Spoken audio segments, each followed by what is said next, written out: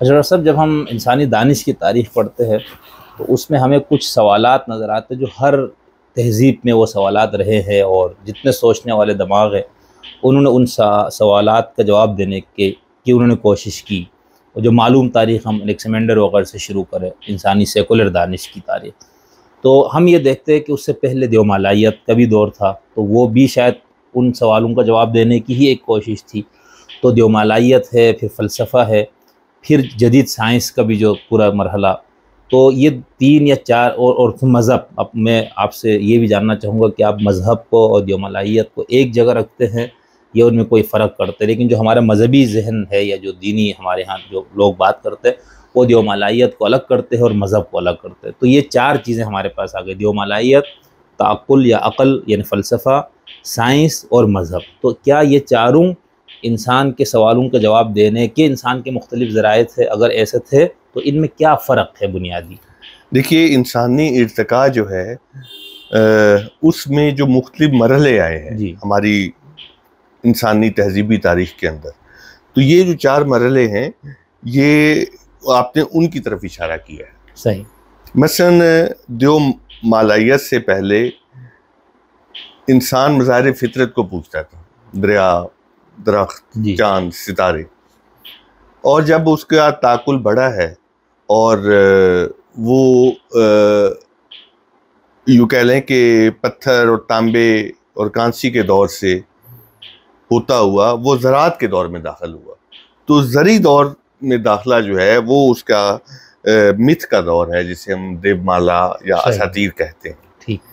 اس میں اس نے چیزوں کو زیادہ پرسونیفائی کر لیا اور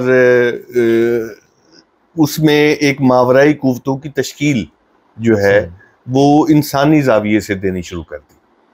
لہذا ہر تہذیب جو ہے وہ دیومالا کے عہد سے گزری ہے اور یہ ایک طویل تاریخ ہے.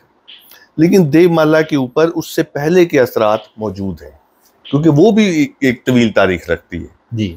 دریاؤں کو خوش رکھنا تاکہ ان کے سیلاب اور ان کی طغیانیاں جو ہیں وہ انسان کو برباد نہ کر دیں، اس کی خشک سالیاں جو ہیں وہ کسی بھوک کو پیدا نہ کر دیں، یا درخت ہے یا سورج ہے یا چاند ہے. تو اس کے اثرات دیومالائیت پر آئے. تو دیومالا میں جو بڑے بڑے کریکٹر ہیں وہ دراصل پچھلے عہد کے جو بڑے بڑے سمبلز تھے اس میں کنورٹ ہوئے اور وہی ایکسٹینڈ ہوئے. لیکن جب یہی جو دور ہے زراعت کا دور، وہ بڑی بڑی بادشاہتوں میں کنورٹ ہوا، تو پھر یہ مذہب کا دور ہے. یہ لوہے کی ایجاد کے بعد سامنے آیا، لوہے کی دریافت کے بعد. تو اب یہ ہو رہا تھا کہ یہ جو دیومالا کا عہد ہے اس میں انسان چھوٹے چھوٹے قبائل میں تھا. ٹھیک ہو گیا. اور اس میں چھوٹی چھوٹی راجواڑیاں تھیں. لیکن لوہے کی دریافت کے بعد یہ ہوا کہ یہ جو قبائل ہیں ان کا اتحاد شروع ہوا، اور وہ اس اتحاد نے چھوٹی چھوٹی زرعی زمینوں کو بڑی زمینوں میں کنورٹ کرنا شروع کر دیا. تو گویا ایک بڑی انسانی وحدتیں بننا شروع ہو گئی. صحیح. اس بڑی وحدت کو پہلے چھوٹی وحدتوں کو سردار کنٹرول کرتا تھا، تو بڑی وحدتوں کو بادشاہ نے کنٹرول کرنا شروع کیا. یہی وہ دور ہے جب فرائین بھی پیدا ہوئے، یہی وہ دور ہے جب بڑے بڑے جو ہے شہنشاہ اور بادشاہ سامنے آئے، اور یہ سارا مذہب کا دور ہے. اب مذہب کے اوپر دیومالا کے بھی اثرات ہیں اور اس سے پہلے عہد کے بھی اثرات ہیں. یہی وجہ ہے کہ آپ دیکھیں گے کہ خود جو آخری لیٹسٹ مذہب ہے، بڑا مذہب جو ہے، ورنہ تو لیٹسٹ میں تو اور بھی بہت سارے مذاہب آ جاتے ہیں. خود گرو نانک کا جو مذہب ہے، اسلام جو ہے، جس نے اس گلوب کو زیادہ بڑی سطح پر متاثر کیا، خود اس کے اندر بھی میتھولوجی کے اثرات آئے. اچھا، ایسا نہیں ہے کہ میتھولوجی کے یہ اثرات جو ہیں اس کی قرآنی تعلیمات کے اندر بہت بڑے شکلوں میں موجود ہے.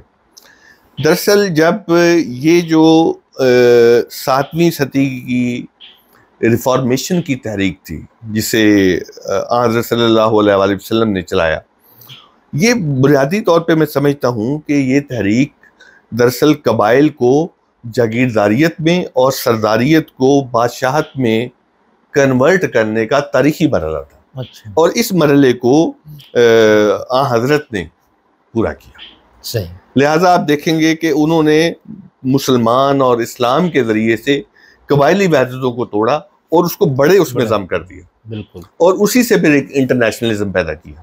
پہلے نیشنلزم پیدا کیا قبائلی وحدتوں کو توڑ کر, اور اس سے پھر وہ انٹرنیشنلزم ڈیولپ کیا. تو اب آپ یوں دیکھ لیجئے کہ لیکن بعد میں جب یہی مذہب جو ہے عوامی سطح پر پھیلا اور مختلف کلچرز میں چلا گیا, مختلف تہذیبوں میں سرایت کر گیا, ان کے اثرات آنا شروع ہو گئے. تو ان کے اثرات کے تحت جس تہذیب میں اور کلچر میں گیا, اس کے اثرات کے تحت وہاں کی دیو مالا اس کے اندر سرایت کر گئی. اب کس طریقے سے ہندی مذہب کے اندر کرشن کا روپ جو ہے وہ سرایت کیے ہوئے ہے, اور رام کا روپ جو ہے وہ, یا اسی طرح منو کے شاستروں کا جو بہت سارا روپ ہے وہ کیے ہوئے ہے, اس کے اوپر تحقیق ضرور ہونی چاہیے. اسی طریقے سے جب یہ ایران میں گیا ہے تو ایران کی جو مت ہے اس نے اس کو متاثر کیا. چائنا میں گیا ہے تو وہاں کی مت نے متاثر کیا. یورپ کے اندر گیا ہے, مصر کے اندر گیا ہے تو وہاں کی جو اساطیر ہیں انہوں نے متاثر کیا. تو اس طریقے سے میں سمجھتا ہوں کہ یہ ساری چیزیں ایک دوسرے کو کسی نہ کسی سطح سے متاثر کر رہی ہوتی. اسی لیے اس کے اندر پیوریفیکیشن کی تحریکیں آتی ہیں, تطہیر کی تحریکیں ڈیولپ ہوتی ہیں. وہ کوشش کرتے ہیں کہ ان کو صفائی کی جائے, لیکن ظاہر ہے کہ وہ صفائی کتنی ہو سکتی ہے, کیونکہ ایک عظیم جو انسانی لاشعور ہے وہ اس کے شعور پر بار بار حملے کرتا رہتا ہے, اس کو کنٹرول کرتا رہتا ہے. تو لہٰذا میں سمجھتا ہوں کہ بہت سارے دیکھیے بہت سارے مذاہب ایسے ہیں جو کہ پہلے دراصل اپنے عہد کی بڑی انقلابی یا اصلاحی طریقے تھی, اور بہت سارے مذہب ایسے ہیں جو اپنے دور کے کلچر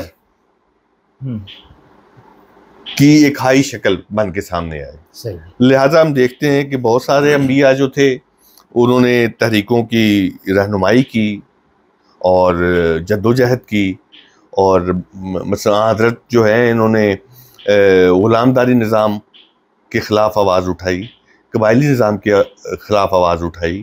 اسی طریقے سے انہوں نے اب اس دور میں جاگیرداریت جو ہے وہ پروگریسو نظام تھا, قبائلی پہلے ہے پھر وہ ہے. لیکن آپ دیکھیے کہ لہٰذا آپ دیکھیے کہ خلافت راشدہ کے بعد کا سارا جو ملوکیت ہے, اب اس پہ مودودی صاحب کی کتاب بھی ہے خلافت و ملوکیت والی, تو ملوکیت کا جو سارا عہد ہے, کیا ہم اس کو اسلامی عہد کہیں گے یا یہ ملوکیت اور بادشاہی عہد ہے؟ اب اس کے اوپر ڈیبیٹ ہے.